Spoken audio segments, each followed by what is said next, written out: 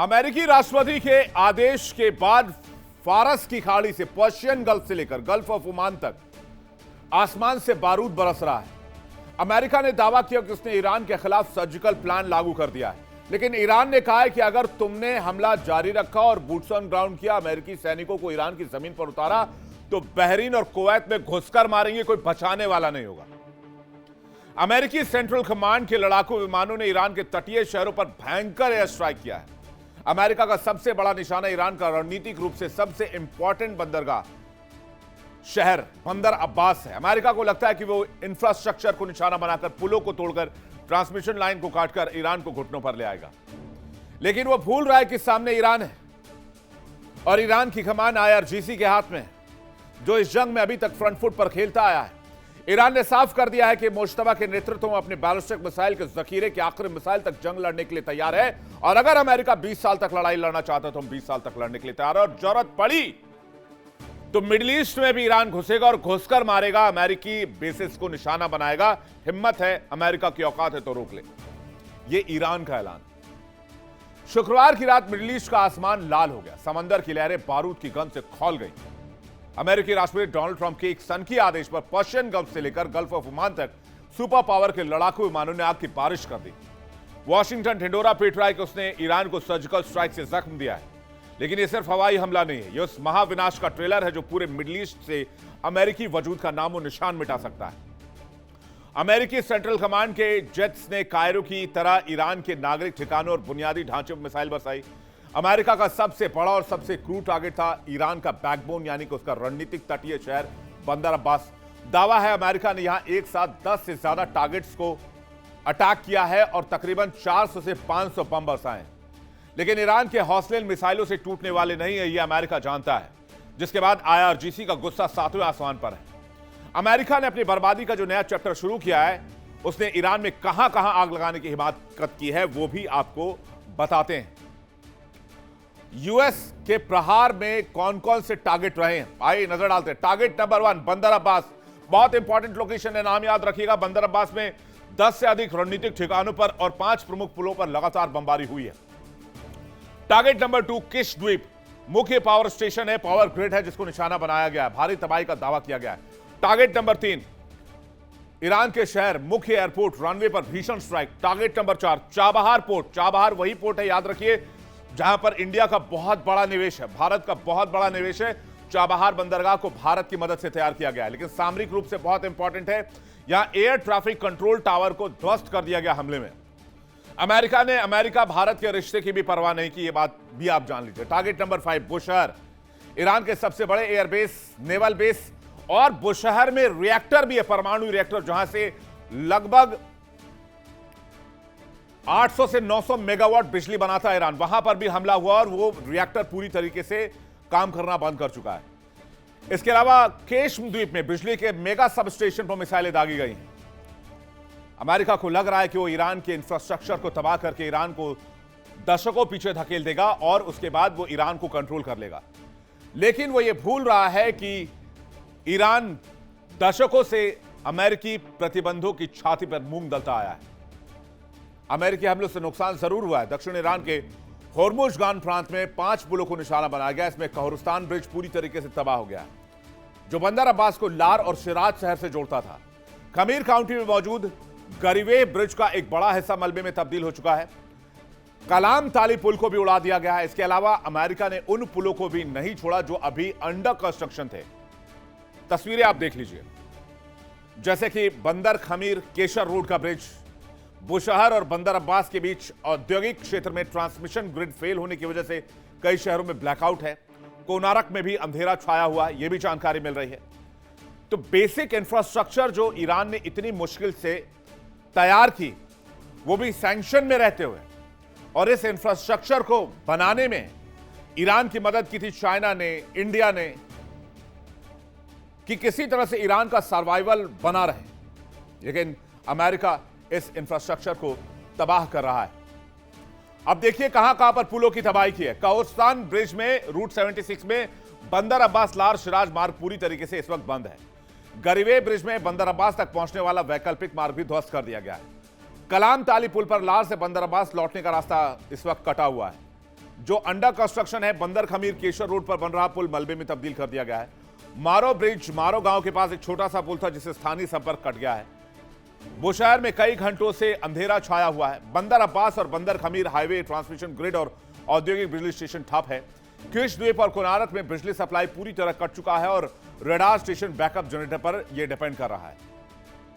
Washington के रणनीतिकार बंद कमरों में बैठकर सोच रहे हैं कि उन्होंने होर्मुज पर नियंत्रण करने के लिए ईरान का कनेक्शन काट दिया है और उनके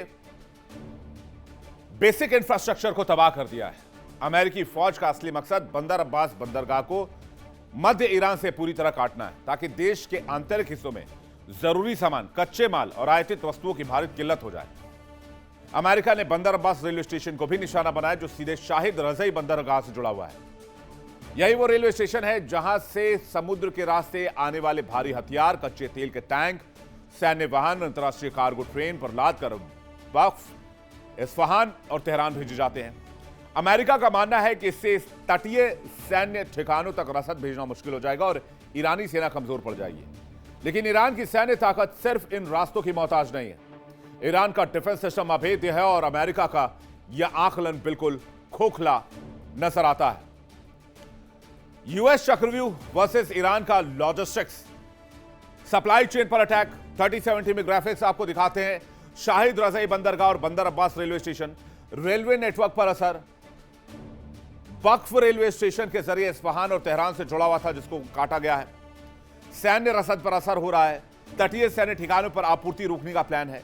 होर्मुज के द्वीपों पर आर्म्स सप्लाई रोकने का प्लान है। ईरान का काउंटर प्लान है। ईरान के रडार और कमांड सेंटर्स बैकअप जनरेटर पर शिफ्ट कर दिए गए हैं। अमेरिकी हमलों के बावजूद ईरान का कमांड एंड कंट्रोल सिस्टम पूरी तरीके से एक्टिव है क्योंकि आईआरजीसी का जो कमांड एंड कंट्रोल सिस्टम है वो कैसे काम करता है, वो मोज़ैक डॉक्ट्रिन पर काम करता है। ठीक है, एक जगह पर हमला हुआ, उसके एवज में दूसरे कमांड सेंटर को एक्टिवेट कर दिया गया। अब जब अमेरिका का हमला पिछले 8 दिनों से इतना भीषण जारी है तो ईरान का जवाब क्या है? ईरान के निशाने पर अमेरिका के कौन कौन से ठिकाने आए हैं और ईरान ने क्यों कहा है कि जरूरत पड़ी तो घर में घुसकर मारेंगे, बहरीन कुवैत में घुसकर ऑपरेशन चलाएंगे। व्हाइट हाउस से बयान आ रहा है कि डोनाल्ड ट्रंप ईरान को झुका देंगे, लेकिन कान खोलकर दुनिया सुन ले, ईरान ने कहा है ईरान झुकने वाला नहीं है। ईरान के इस्लामिक रिवॉल्यूशनरी गार्ड कॉर्प्स इस जंग में फ्रंट फुट पर लड़ रही है। ईरानी मीडिया और सैन्य नेतृत्व ने साफ कर दिया है कि मुश्तबा के नेतृत्व में ईरान अपने बैलिस्टिक जखीरे में मौजूद आखिरी मिसाइल तक जंग लड़ने के लिए तैयार है। डोनाल्ड ट्रंप के सर्जिकल प्लान की काट आईआरजीसी के पास पहले से मौजूद है। ईरान लगातार अमेरिकी हमलों का करारा जवाब दे रहा है और उसकी मिसाइलें किसी भी वक्त खाड़ी में मौजूद अमेरिकी ठिकानों को नस्तनाबूद करने के लिए चलाई जा सकती हैं और लगातार दागी भी जा रही हैं। ईरान सिर्फ अपनी धरती पर बचाव नहीं कर रहा बल्कि उसने अमेरिका और उसके सहयोगियों की दुखती रग पर हाथ रख दिया है। ईरान की सरकारी समाचार एजेंसी फार्स न्यूज ने दावा किया है कि उसे वॉशिंगटन से लेकर रियाद और आबू धाबी तक इस दावे से हड़कंप मच गया है। ईरान ने खुली चेतावनी दी है कि चाबहार बंदरगाह पर हुए हमले के जवाब में ईरान खाड़ी क्षेत्र में मौजूद अमेरिका के सैन्य और कारोबारी हितों से जुड़े 5 सबसे प्रमुख और विशालकाय बंदरगाहों को निशाना बनाएगा। अगर इन बंदरगाहों पर ईरान की एक भी मिसाइल गिरी तो पूरी दुनिया की अर्थव्यवस्था का चक्का जाम हो जाएगा और वैश्विक व्यापार मलबे में तब्दील हो सकती है। कौन से वो 5 महाबंदरगाह हैं जो इस वक्त ईरान के सीधे मिसाइल टारगेट पर हैं, वो भी आपको दिखाते हैं। जरा नक्शे पर नजर डाल लीजिए। ये है वो लोकेशन जहां से मिडिल ईस्ट अपने बिजनेस को ऑपरेट करता है और अमेरिका का सपोर्ट सिस्टम इसके पीछे खड़ा है। तो ईरान ने कह दिया है जेबेल अली बंदरगाह यूएई का है जो हमारे टारगेट पर है। दुबई के केंद्र से करीब 35 किलोमीटर दक्षिण पश्चिम में है लोकेटेड है। इसके बाद दुनिया का सबसे बड़ा मानव निर्मित बंदरगाह है, मिडिल ईस्ट का सबसे बड़ा और सबसे व्यस्त बंदरगाह है। इसकी क्षमता लगभग 19.3 मिलियन टीईयू की है। और अगर बात करें बहरीन की राजधानी मनामा में स्थित है मीना सलमान बंदरगाह, प्रमुख वाणिज्यिक और डीप वाटर बंदरगाह है। इसकी क्षमता अगर बात करें 80 हेक्टेयर में फैला हुआ है। बहरीन का प्राथमिक कार्गो प्रवेश द्वार है। 1962 में बनाया गया, बहरीन के आर्थिक विकास का एक बैकबोन है। इसके बगैर बहरीन अपने इकोनॉमी को सोच भी नहीं सकता। शुआइबा पोर्ट के बारे में जान लीजिए। कुवैत का एक प्रमुख औद्योगिक वाणिज्यिक बंदरगाह है। कुवैत शहर से दक्षिण पश्चिम में लगभग 54 किलोमीटर की दूरी पर है। अरब की खाड़ी के इस बंदरगाह में कुल 20 वाणिज्यिक और कंटेनर बर्थ हैं। अब आ जाइए कतर के हमाद पोर्ट पर, सबसे बड़ा पोर्ट है और सबसे अहम समुद्री बंदरगाह है कतर का। राजधानी दोहा के दक्षिण में अल हौल क्षेत्र में स्थित है, 26.5 वर्ग किलोमीटर में फैला हुआ है। मिडिल ईस्ट के सबसे बड़े बंदरगाहों में शुमार होता है। कतर के व्यापार, आयात निर्यात, आर्थिक वृद्धि का मुख्य केंद्र है। King Fahd Industrial Port Jubail सऊदी अरब में है। फारस की खाड़ी में जुबैल औद्योगिक शहर में स्थित है। मिडिल ईस्ट का सबसे बड़ा औद्योगिक बंदरगाह है। पेट्रोकेमिकल्स, रिफाइंड तेल उत्पाद के कच्चे माल का आयात निर्यात का सेंटर है। 34 बर्थ और प्रतिवर्ष 70 मिलियन टन तक इसकी क्षमता है। यानी इसमें इंपॉर्टेंट क्या है, यह बताने का मतलब यह है कि अब यह लड़ाई अमेरिकी बेसिस से बाहर जाकर मिडिल ईस्ट के इंफ्रास्ट्रक्चर तक जा रही है। आप समझिए कि अभी तक सैन्य ठिकानों को निशाना बनाया जा रहा था, लेकिन अब मामला सैन्य ठिकानों से निकल रहा है। अब हमले उस जगह पर होंगे जो इकोनॉमिकली बहुत साउंड है मिडिल ईस्ट में, जो इलाके जिसकी वजह से पूरा मिडिल ईस्ट का व्यापार चलता है, जो मिडिल ईस्ट के व्यापार का बैकबोन है।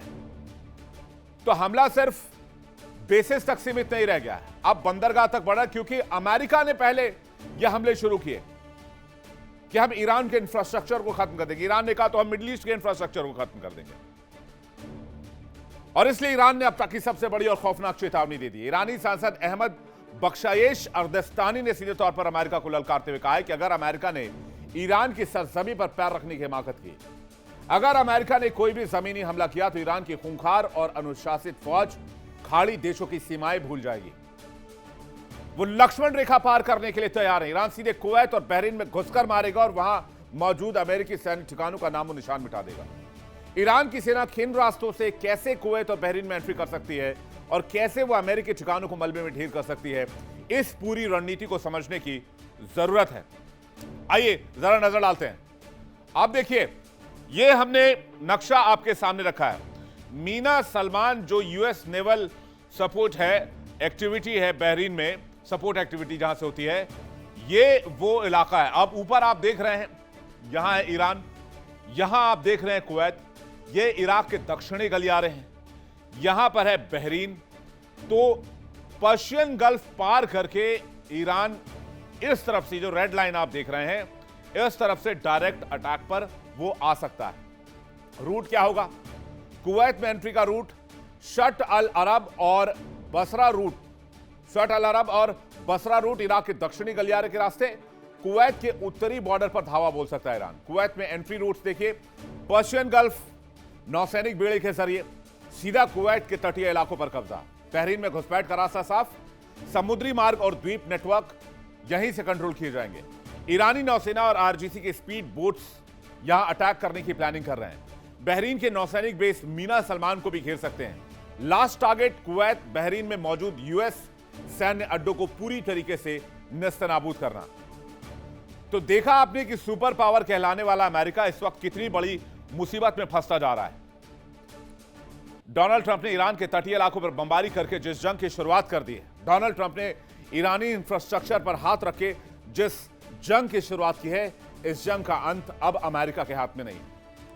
ईरान ने सीधे तौर पर यूएई के जेबेल अली से लेकर बहरीन, कुवैत, कतर, सऊदी अरब के उन 5 महाबंदरगाहों को रेड जोन में डाल दिया है, जहां अमेरिका के कारोबारी और सैन्य हित जुड़े हुए हैं। ईरानी सांसद की चेतावनी कि अगर जमीनी हमला हुआ तो कुवैत, बहरीन में ईरानी बूट्स दाखिल हो जाएंगे, यह बताने के लिए काफी है कि ईरान बैकफुट पर नहीं है। और उसपे से अब गल्फ कंट्री के इंफ्रास्ट्रक्चर की बात कर लीजिए, जहां अमेरिकी हुकूमत की छाती पर चढ़कर जंग लड़ने के लिए तैयार है ईरान। व्हाइट हाउस भले ही झूठे दावे कर रहा हो कि ईरान कमजोर हो गया, लेकिन आईआरजीसी की मिसाइलें मुंह बाए खड़ी हैं। खाड़ी के पानी में बारूद की गंध घुल चुकी है। देखना यह होगा कि ईरान के इस प्रचंड पलटवार के बाद क्या डोनाल्ड ट्रंप में इतनी हिम्मत है कि वो इस जंग को और आगे बढ़ा सके, एस्केलेट कर सके। और अगर ईरान ने मिडिल ईस्ट के इकोनॉमिकल इंफ्रास्ट्रक्चर को तबाह किया, तो क्या अमेरिका ईरान को रोक पाएगा? और अगर अमेरिका ईरान को नहीं रोक पाए, क्योंकि अमेरिका लगातार ईरान के इंफ्रास्ट्रक्चर को निशाना बना रहा है, तो फिर मिडिल ईस्ट में व्यापार का वजूद खत्म हो जाएगा और इसका भुगतान पूरी दुनिया करेगी। यानी गलती सिर्फ एक व्यक्ति की, सनक सिर्फ एक व्यक्ति की, पागलपन सिर्फ एक व्यक्ति की, लेकिन इसका अंजाम पूरी दुनिया भुगतेगी। देखिए इंडिया डेली 24/7 अब आपकी स्मार्ट टीवी पर। इंडिया डेली मौजूद है सभी डिजिटल प्लेटफॉर्म पर लाइव और लगातार। इंडिया डेली 24/7 हर दिन राष्ट्र को समर्पित।